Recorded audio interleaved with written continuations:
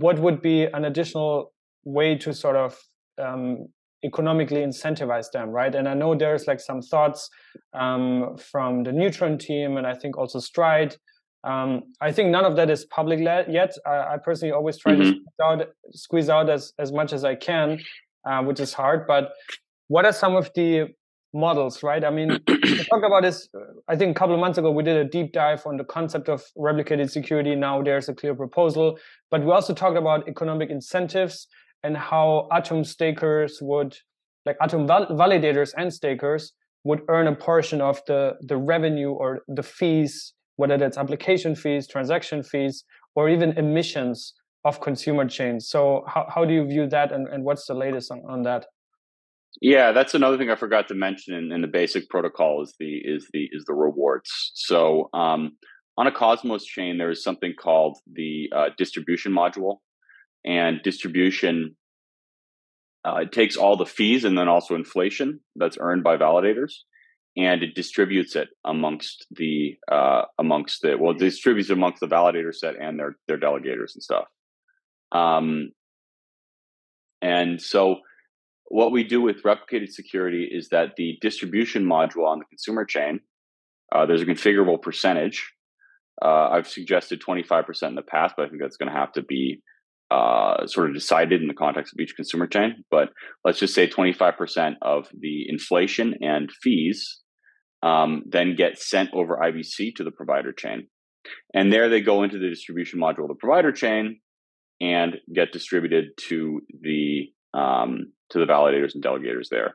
So that's how that works. So what that'll do is it makes so every, so people staking Atom for every consumer chain, they're going to get some of the tokens from that consumer chain. So they're going to be getting like a basket of tokens. So that's how we're thinking about that. Of course, there are more nuanced things. I think some of the stuff you were talking about there was there's some ideas to kind of give an extra little bit to the small validators, or give a sort of a fixed amount to every validator so that small ones get this extra amount. And I think that's just also kind of in the vein of making it easier for the small guys, because that's where the validator cost concerns come in, is for the small ones. So I think that if you look at my suggestion there of letting the bottom 10 or 20% opt out, it's kind of similar, because those guys will still get the rewards, but they don't have to pay for the hardware there. So I think between all those different things, we'll definitely be able to find a model that makes it work for the small validators. For the large validators, it's not a huge concern, because their rewards are going to dwarf what they spend in infrastructure. Yeah, I was asking because you brought up ETH and Frey, and I think in Cosmos we have this culture that there's a lot of sovereign teams working on different things. But sometimes like there's some information asymmetries, but that's also kind of reflected in this debate we currently have around funding public goods, right? That's also why I had Ethan and the Confia team on that spaces in the first place. So what are your thoughts on that, and how do you view the landscape of development teams around specifically the Cosmos Hub and the situation about public good funding? Yeah, I think obviously there's all this stuff about the ICF. People think it's not transparent enough and stuff. I think it's I don't know. I think there's definitely, I think the ICF could make things a lot easier for themselves. And I will also say that our team is at Informal is funded by the ICF. So, but also there's another question with the ICF, which is, I think the bigger question people want to focus on, but the real question is the ICF in charge of, just funding the Cosmos Hub, or is it in charge of like doing public goods to like, advance the state of like, blockchains, right? And so it really is the second one. So that's what the ICF has always done, is like funded, stuff like Cosmos SDK, the IBC Go team, Tendermint, and stuff like that. So the Cosmos Hub has always been something that they have funded and that they have taken care of, but it's not like their main thing. And if you look at, especially before like this year and last year, the actual team at IG, which is a subsidiary of the ICF, devoted to the Cosmos Hub, was very small. It was like Billy and a few other people. So I think that's what the ICF's mandate always has been. I think there is room for debate about whether that's what it should be. I guess that's not a debate I'm going to get into right now, but I think it's very healthy and positive for the Cosmos Hub to be able to fund its own development. And that's what I want to see. I want actually our team at Informal, I would like us to be working off of a community pool grant in 2024. That's our goal. So, and I also think we also have some stuff we want to do around, making different governance processes that work better, and stuff like that. So, I think moving to community pool funding for Cosmos Hub development long term is going to be really healthy. But the question is, like, can the community pool responsibly allocate funds? And I think also if the answer is no, then like how can people complain about the ICF? Because like if we can't allocate our own funds and we need someone to do it for us, like then why are we going to complain about them? You know what I mean? It's kind of a paradox. Like, so basically in terms of allocating funds, I think the current like community pool spending model lacks a lot of nuance. And it could be improved in a lot of ways, with kind of more nuanced types of proposals.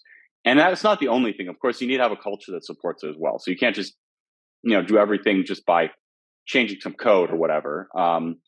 But like one of the things is that a lot of the funding has happened in the past. And these are just my opinions too. I think that other people have different opinions about what needs to happen and stuff. But one of the things is that usually the way this stuff gets funded is that there's a spend that goes into a multi-sig, and there's like 3 or 4 people on that multi-sig, and it's like just because we have these guys on a multi-sig now, it's now like accountable, and I think that like that's not always the case. I don't think that there's ever been any kind of like malfeasance in any way, but it's also not necessarily like the people who usually are on those multi-sigs are very busy people, and so it's not necessarily like they're able to really direct the work of teams doing stuff. So one of the things we're seeing now is like with the grants program, you have people paid full time to manage that and to keep teams accountable. I think that's really good.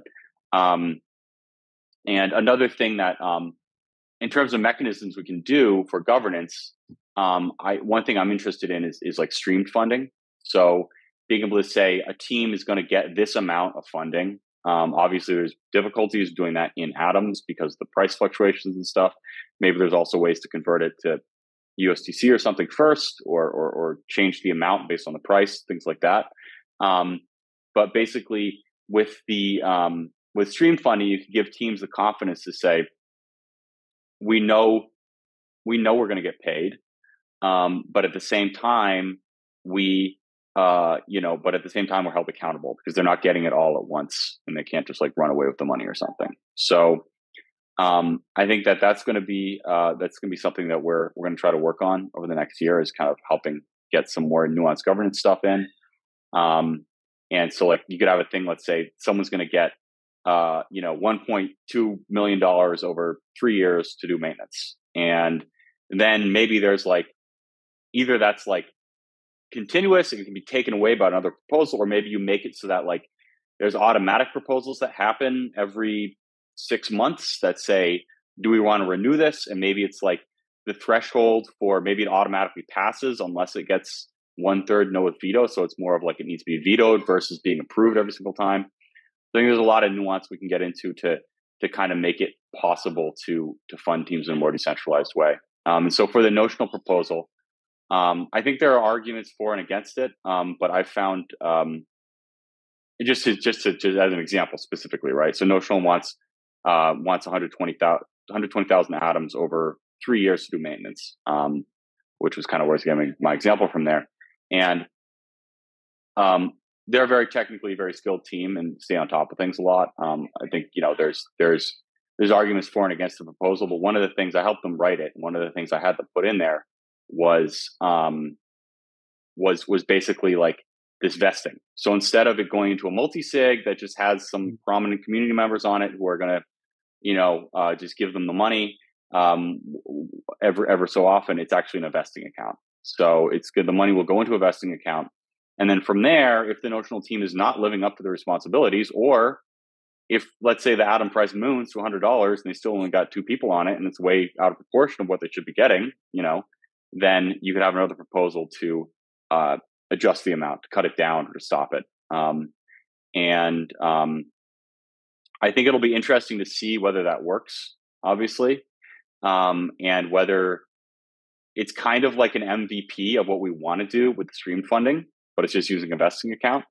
But that's the direction I want to see things go in, is having kind of building these mechanisms to where the Cosmos Hub can fund its own work without having to give all this responsibility to some people running a foundation or granting committee or whatever, and depending on them to like do a good job and then complaining about them, So, Yeah.